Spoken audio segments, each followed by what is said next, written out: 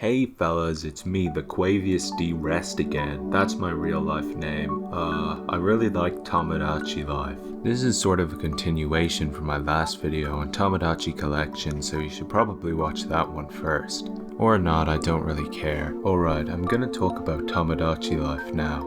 Originally released in Japan as Tomodachi Collection's Shin Saikatsu, it was made by Sakamoto and Takahashi, the previous developers of Collection, as well as two other directors helping out this time, Noriyuki Sato and Isaku Nakai. The project was more focused and had a bigger scale. It was like a much bigger team, and this time they weren't just riffing it out from the weird fortune-telling shit. As I said in my last video, it's basically a different version of Collection rather than a new game entirely. But there's a huge amount of changes and stuff I want to go over. Just starting the game from the first time, I really like the song that plays here on the loading menu before the game starts. I almost caught myself saying that it sounded good for no reason, but I honestly kind of fucking hate when people say stuff like that.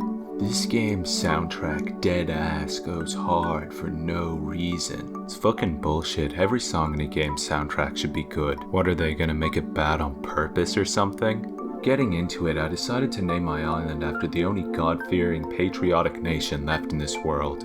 I also have to recreate my likeness again. Oh fuck the cross faces. I'm emulating the game again like last time. Since the DS didn't have a native Mii maker of its own, Tomodachi Collection had one built into the software. This isn't the case for Tomodachi Life. There is a fix to it though, and it's pretty quick and easy, so there's no worries. A lot of the same stuff mostly happens in the beginning of both games. I'm not planning to rethread on any of the stuff I covered in the last video, so I'm gonna jump right into the differences and the stuff unique to Life. Starting with some of the smaller stuff, a lot of the storefronts are more detailed, having like a little fan blowing in the summer, and a bunch of small details for all the different holidays. I love how niche some of them are. There's obvious ones like Christmas and Halloween and stuff, but also ones for like the fucking 1st May bank holiday and the September equinox, and regional exclusive ones like the Super Bowl and Australia Day. It rules that some guy in the development team cared enough to do this. Alongside the food, apartments and clothes store, they also added a hat store this time for the homosexual Miis. Hats are a cool addition though. They can be bought on their own or as part of a costume and mixed and matched as you like. Coming over from Collection, you'll notice the shopkeeper, which had a bag on his head, is replaced with a robot. There are actually different shopkeepers in every regional version of the game. The bagheads stay in Shin Saikatsu, woodheads for the American version, and a motorcycle helmet for the Koreans. You'd think they like riding around on motorcycles over there, before returning to their beautiful, prosperous, state-mandated apartment building. The apartment shop is mostly the same. Some of the buildings have gotten a bit more detailed, I suppose. When you give a room to a Mii, you can now look around it in a first-person view. It's kinda cool. It's like I'm really there. There's a lot of extra small stuff added that I like. Alongside just asking you for food and clothes, they now sometimes ask you random questions about like your day and what you have going on and stuff. They're a lot less robotic, which is nice. There's more mini games you can play this time, most of which aren't repeated from Collection. Stuff like the game where you have to guess a food based on hiragana air writing would obviously be impossible to adapt to English speakers. One thing that's sort of disappointing about them though is a lot of them are these quiz type games, and not like rock, paper, scissors or red light, green light, which are more realistic games you would play with someone. They just have these signs with like pixel bullshit on them, asking about like date of births and shit. They feel super disconnected. It's better when you're actually interacting with the Mii yourself. When Miis level up in this game, you get most of the same options as you did in Collection, with the exception of one new option, pocket money, where you can give your Miis a certain amount of money towards going to space. I'll go over that later though. The song gift was in Collection, but it got a major rehaul in Life. Giving a Mii a song opens a new building, the concert hall. In Collection, Miis just perform their songs in their apartments. Now Miis can perform songs in groups, and there are elaborate dance sequences with sets and stuff. There's not much to say about it other than it being pretty funny, I guess. Okay, I'll go over this now. After you've played for a certain amount of time, just midway through your gameplay, the game will ask you to choose a Street Pass export item. It gives you a small quiz to choose your item. This quiz lets you choose one exclusive item you want for your island. You're supposed to Street Pass around with other islands in order to collect all of them. I chose the shrimp hat. It's pretty cool. Anyway, this feature doesn't fucking matter, not in the year of our Lord 2024 anyway. Once the quiz is done, it does unlock the port though, which I've always kind of liked. Ports are kind of cool locations aesthetically, and it's always kind of mysterious since street passes are so uncommon. It just kind of does nothing most of the time, but you can still like go into it and just listen to the sea and stuff.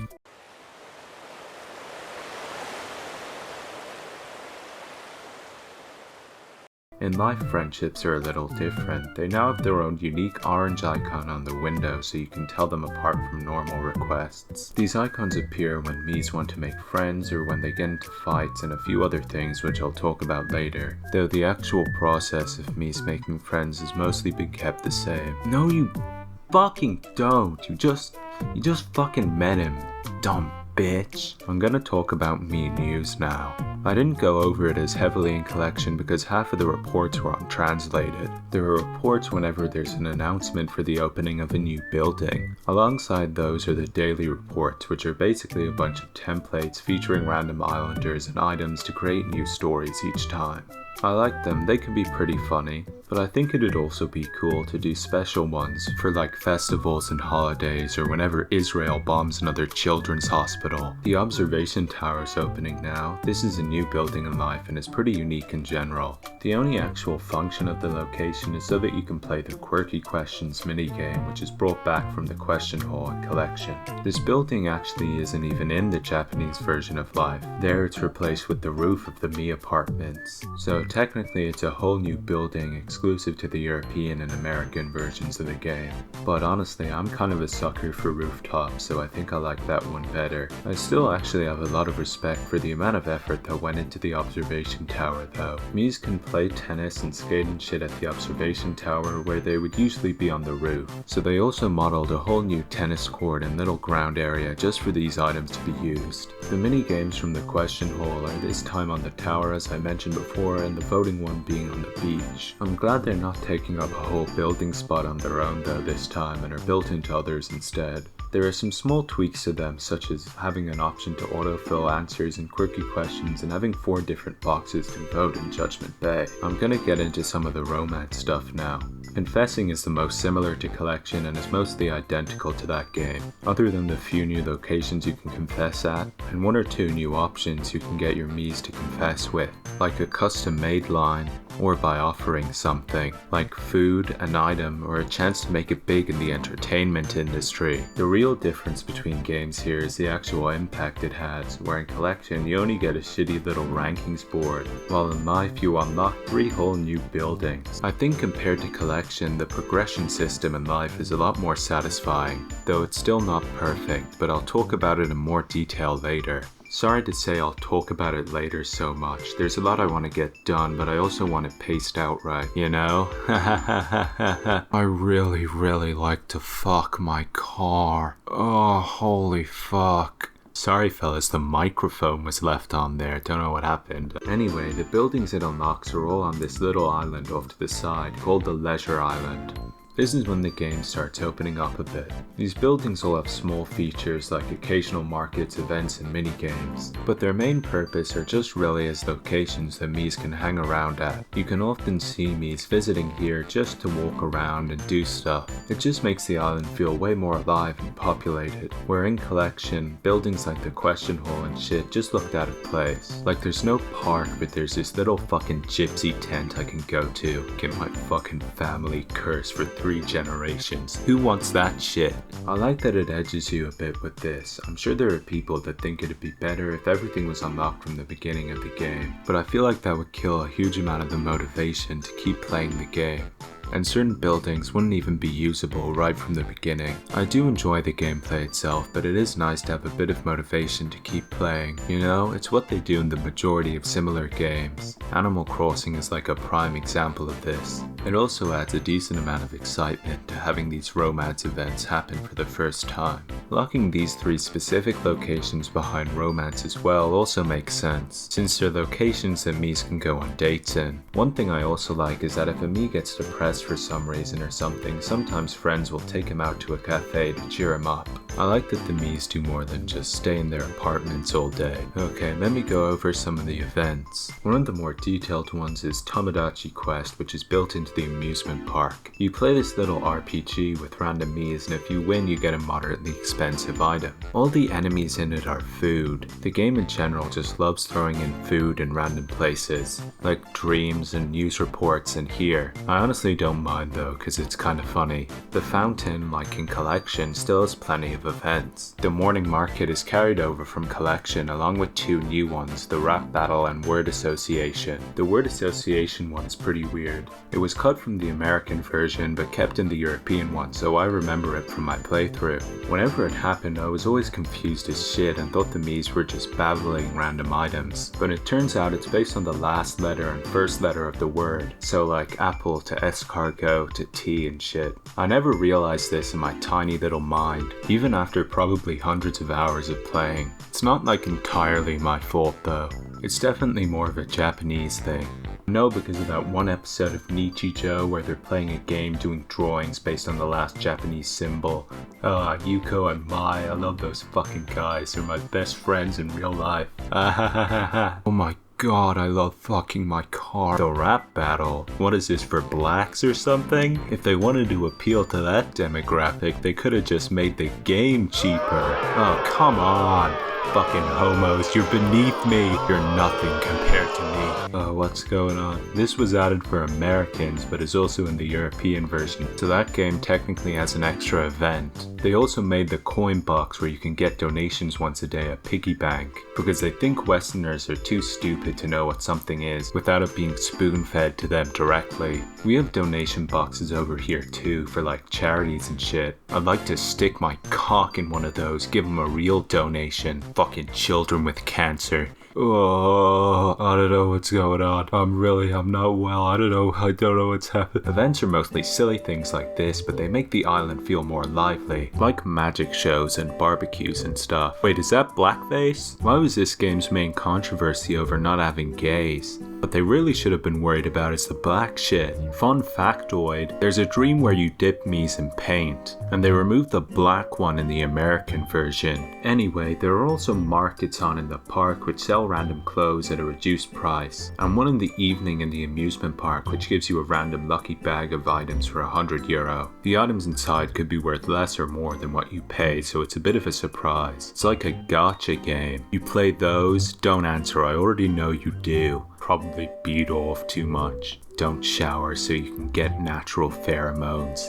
Don't worry about it though, really. All the events happen at specific times each day. This gives you an incentive to play every day or at certain times to catch certain events and stuff. The compatibility tester is still here, now with this new feature called a compatibility forecast, which I basically never used. It's more fortune telling shit, I suppose. The original tester is also brought back, and there are some really nice tracks composed for each percentage range.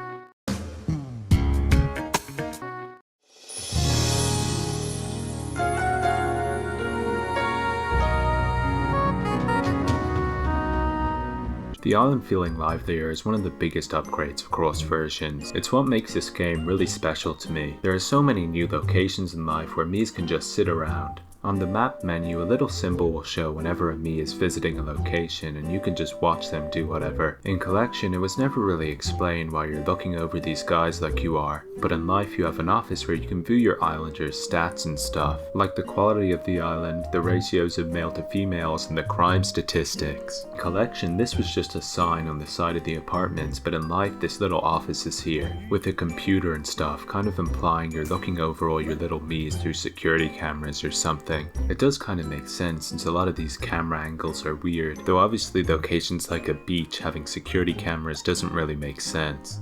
In life, they also added a new type of fight, which is more serious compared to the normal one. It's pretty cool because it's so rare that the average player will never have it happen to them, just having your Miis go fucking Super Saiyan out of nowhere. The difference between this and a normal fight is a friend has to intervene between the two Miis to solve this one. You just have to wait for them to intervene since you can't solve it on your own. In a future sequel, one thing I'd want to see is way more random events like this to add some variety. When you repeatedly get Miis fighting fighting over and over and asking for stuff, you eventually just stop caring and don't even bother helping them.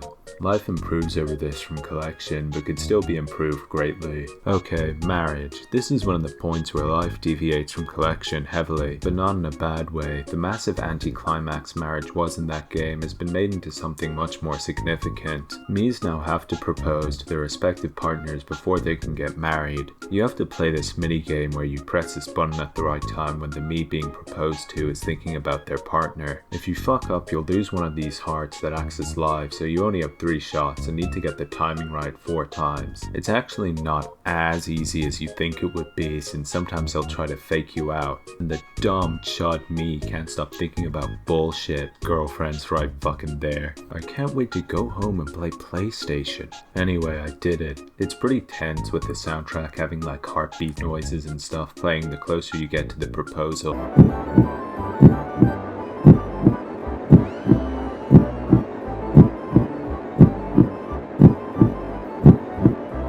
Will you marry me?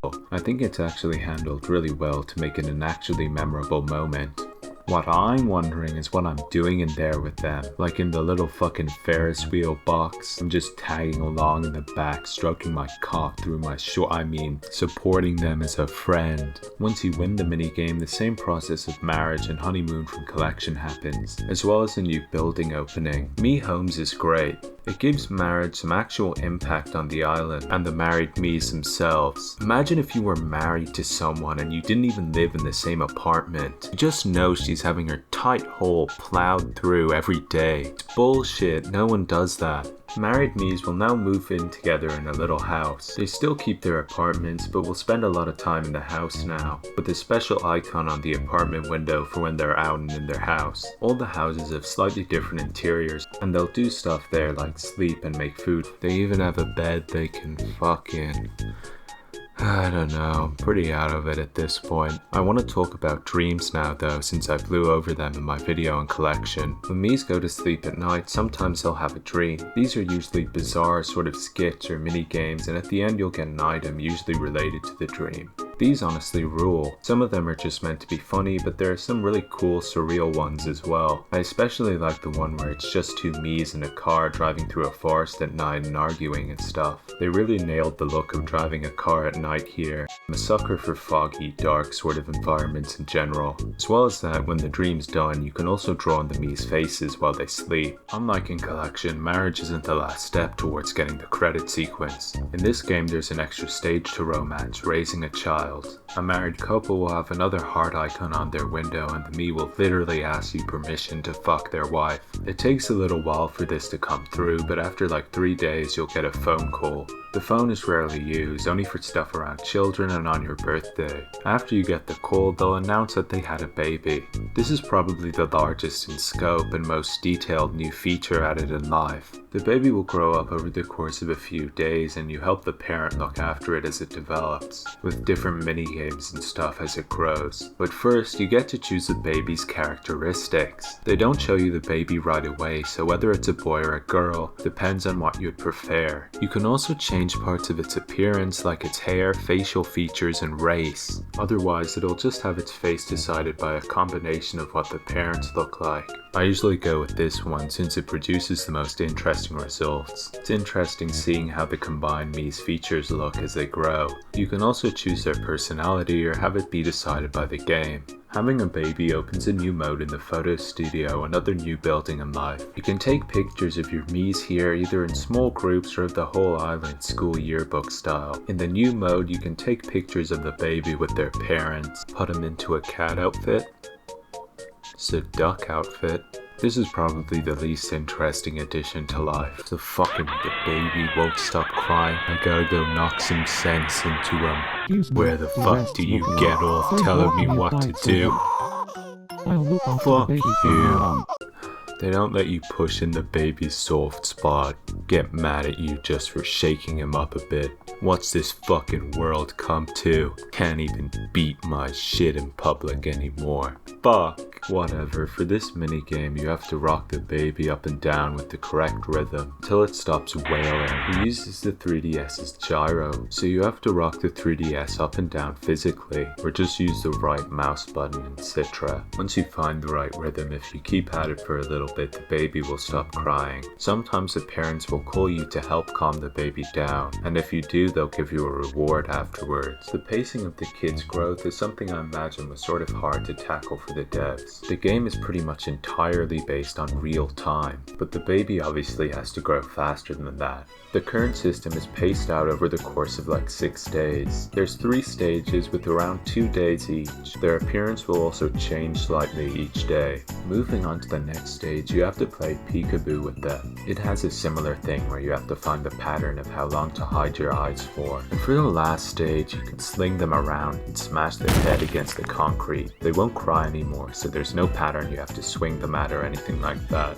I think it's paced out pretty well. You can maybe add like 1 stage between a toddler and a fully grown adult, but 6 days is fine pacing. When the kid is growing, at least one parent will always be looking after it in the house at any one time, and they'll occasionally go out together on outings and stuff. I like this addition. It's probably my favorite new thing added to life. Watching it grow up is sweet, and the mini games are a nice change of pace. I haven't gone over everything yet though. On the last day, the Mii will be all grown and the Mii's parents will call you, asking what their child should do as an adult, stay on the island or become an explorer, and leave the island forever. Pretty extreme options here. I chose Traveler so they'd be trapped on my emulator island forever. I'm gonna talk about explorers for a bit, but before I do that, let me finish the kid stuff. After deciding what you want the kid to do, you get this album from the parents which triggers the game's credit sequence. It's a cute little collection of the parents raising their kid. It's a pretty good, satisfying ending to the game, especially compared to Collection.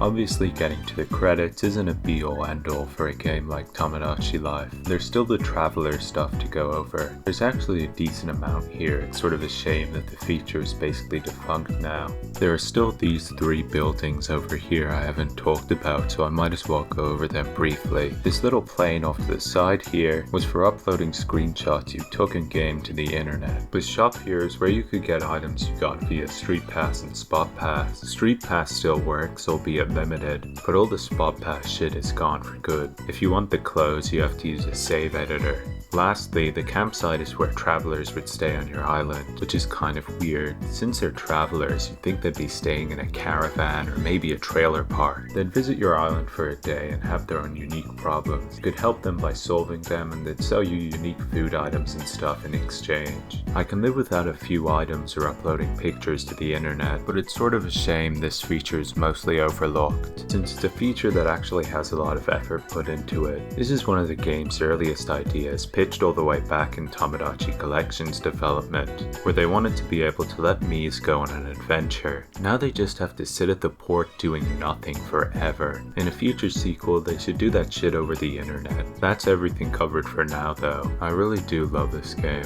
There isn't anything else like it. It genuinely feels like a real island with its own little ecosystem of stuff happening behind your 3DS screen, even when you're not there. I do understand mixed feelings on it though. It isn't really a game you sit down and play. It's something you check in on and play in small bursts of like 10 minutes or so. Basically, I'm saying if you don't like it, it's because you're playing it wrong and also you're retarded. In a way, it's sort of like a mobile game in that regard, except made with actual complete love and sincerity and taking full advantage of the medium. It's also controlled basically entirely with touchscreen. That isn't a backhanded compliment, by the way. The real reason why most mobile games suck is because they're designed around their shitty monetization. They're only made to get you to spend money. Dumb fucking gacha shit.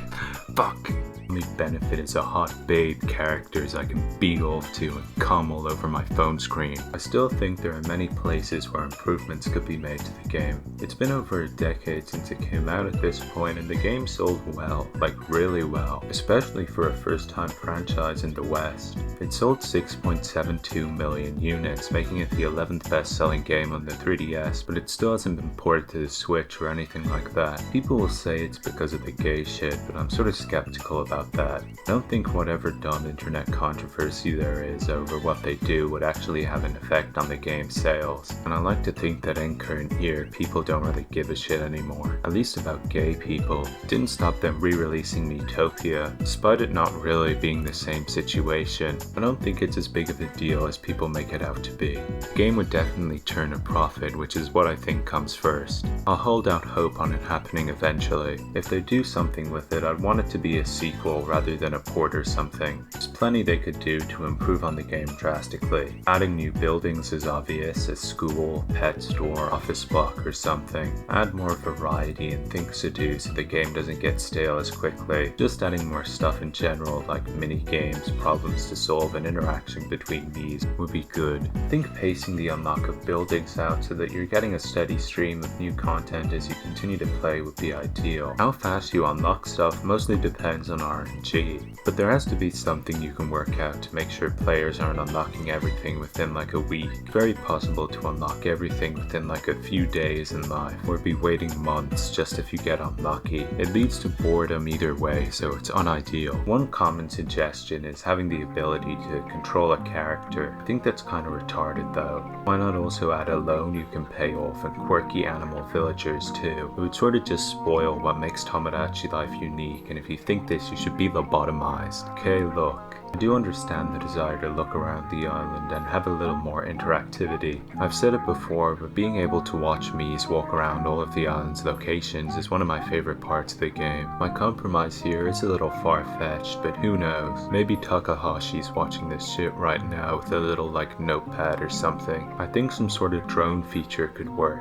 This you'd be able to fly around the island's locations and maybe take pictures of the Miis walking around and doing other things. The ability to take screenshots was already sort of emphasized in life, with dedicated screenshot buttons on a plane to upload them online. I think this would give the player enough feeling of control without breaking the barrier between you and the Miis, which I think is really important to keeping the game's unique identity. Regardless, I'll play whatever the fuck they put out, even just adapting a game so heavily reliant on using touchscreen and the 3DS's dual screens to modern consoles would probably be a big challenge. If anything, that's probably the reason why they haven't gotten to it yet. Thanks a lot for listening to me ramble about it though. I'm gonna combine this video and the one on collection into one video. I might talk about some extra stuff, but I haven't sure yet. Okay, bye.